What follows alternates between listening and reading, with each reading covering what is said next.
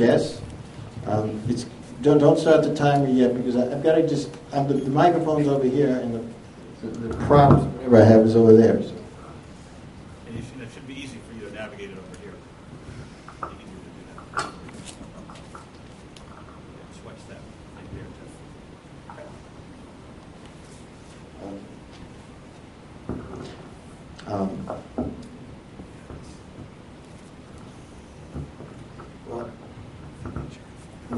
Thank you, members and guests, and Mr. This speech is my third speech in Toastmasters, which is getting to the point, and I'm going to attempt. This is the preamble to the speech. Just to say, is that I'm going to attempt to give this speech without notes or all those computers and everything. Okay, now you can start. Okay, ready? So.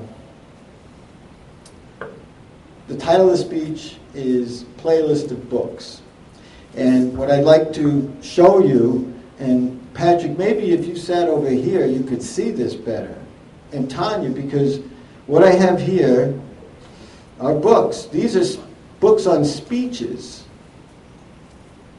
on speech and how to give speeches.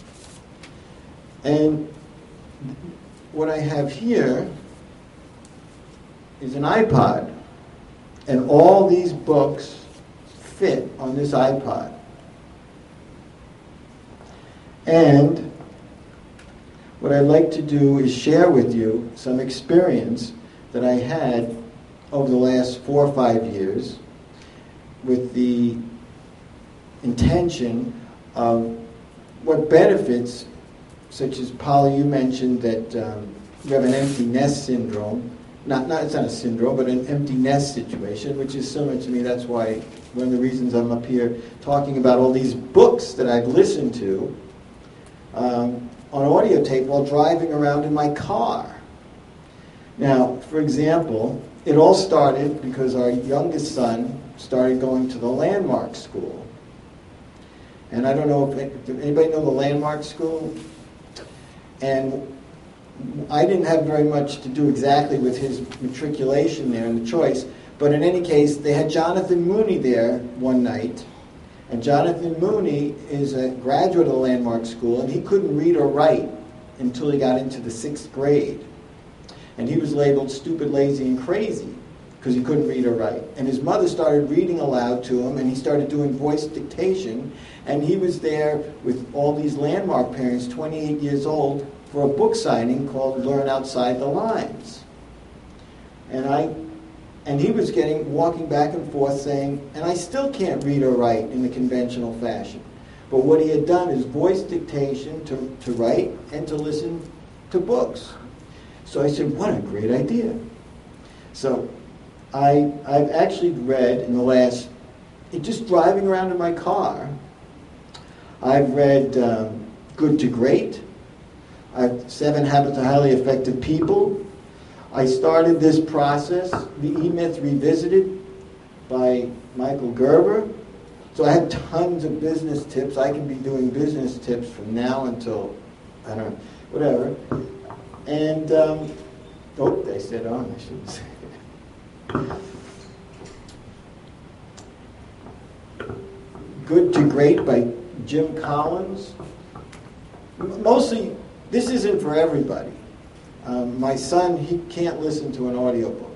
And Sandra in our office, she'd rather read, but she commutes an hour a day. And you can listen to all types of things. So when you get into situations, for example, I went to our congregation and was sitting with the rabbi and his wife. And then they were talking, and I just happened to mention a book I read, which was called The Omnivore's Dilemma, and in defense of food. And it turned out that their nephew was a vegetarian, and I could converse with them. I mean, there's all kinds of connections that all these books would make. And so I was going to show you a little bit. I was going to do the business tip of the day. Well, Neil and I were driving over here, And we were deciding which would be what would the business tip of the day would be. Because one of the other things you can do is there's a little gadget.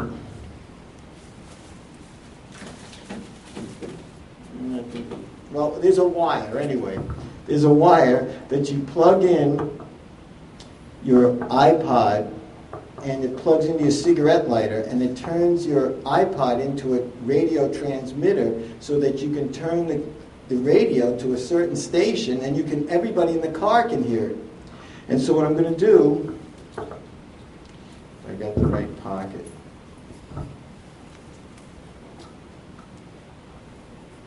Oh, here it is. All right. We will.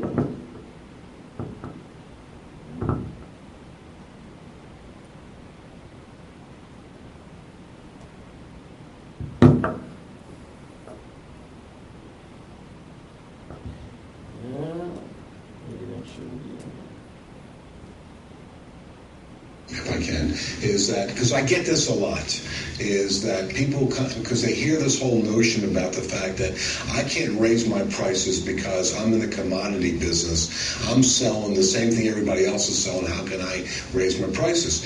Now, theoretically, Lloyd is in the commodity business. He's offering karate school lessons, and there's 9 other people in his neighborhood, 9 broke people in your neighborhood, doing it. So what he's done is he's repositioned, he's repackaged what he's selling, so he's no longer in the commodity business. And there's nobody that can't do that in the... Now, if you like, I won't do it, because obviously, if you listen to this man Lloyd, who has the karate business in some small town someplace, and his karate shop charges $365 a month, where other karate shops or studios charge $59 a month. And he goes ahead and explains it, but that was going to be the business tip, and you all, as a group of minds, listen to this together. So that's one little advantage, and I'm glad you all listened, and I hope I made my point. Thank you very much.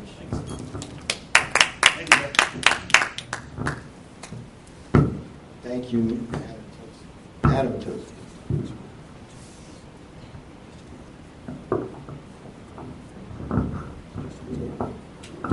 Thank you very much. As always, Dr. Dornbush is an inspirational speaker, and now we'll also call him Gadget Master. And also, now today he's going to be the